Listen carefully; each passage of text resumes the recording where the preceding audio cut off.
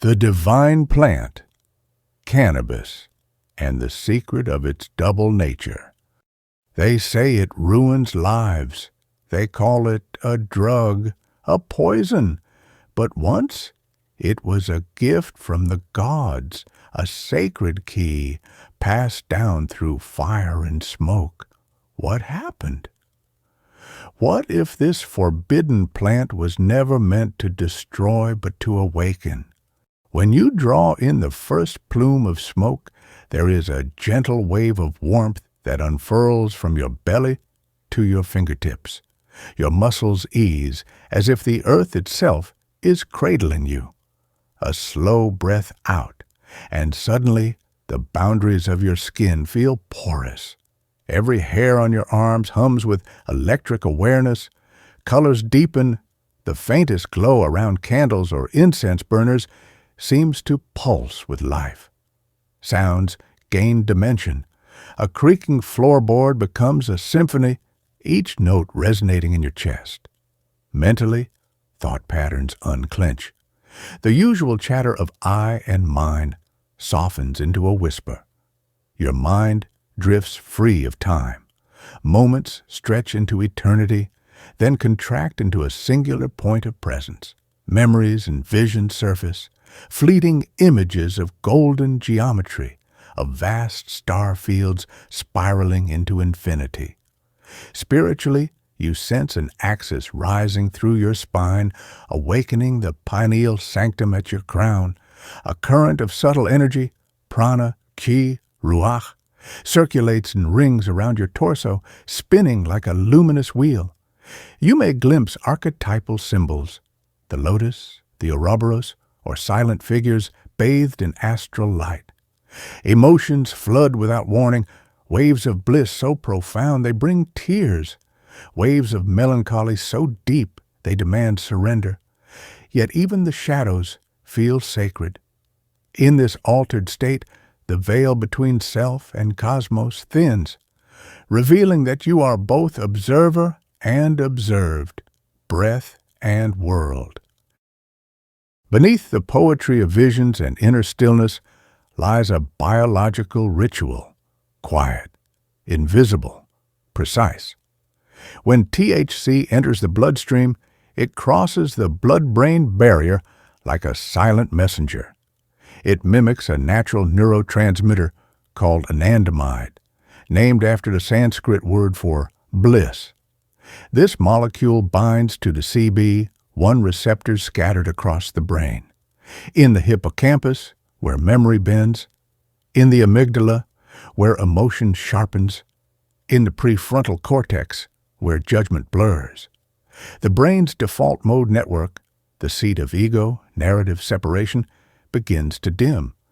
The boundary between self and world softens, and in that stillness, something ancient stirs. Some experience euphoria, others anxiety. Some find God, others find ghosts. The plant merely opens a doorway. It is the traveler who determines what lies beyond.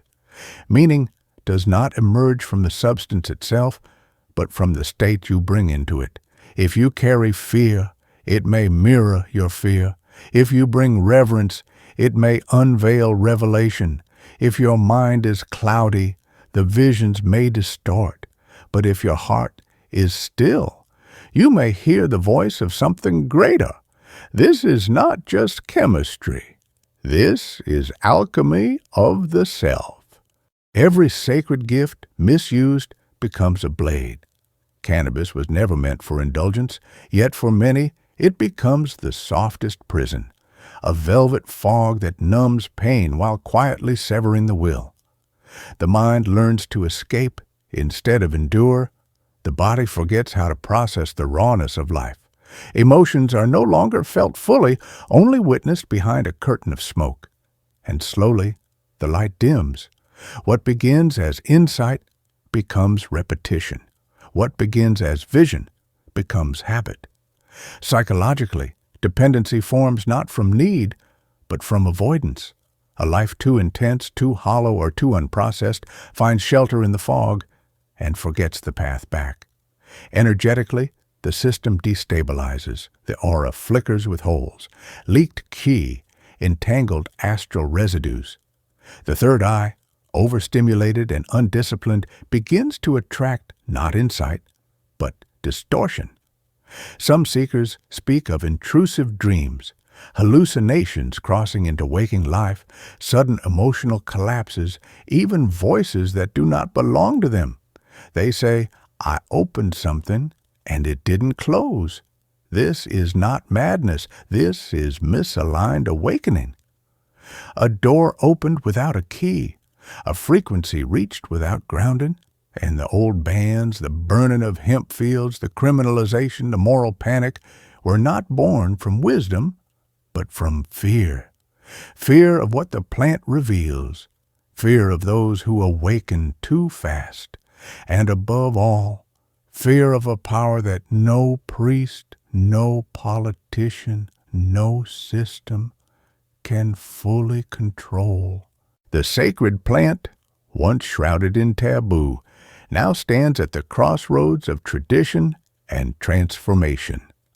Global legalization trends. As of 2025, numerous countries have reevaluated their stance on cannabis. Motivations. Behind legalization, governments cite various reasons: public health, economic benefits, criminal justice reform, medical applications.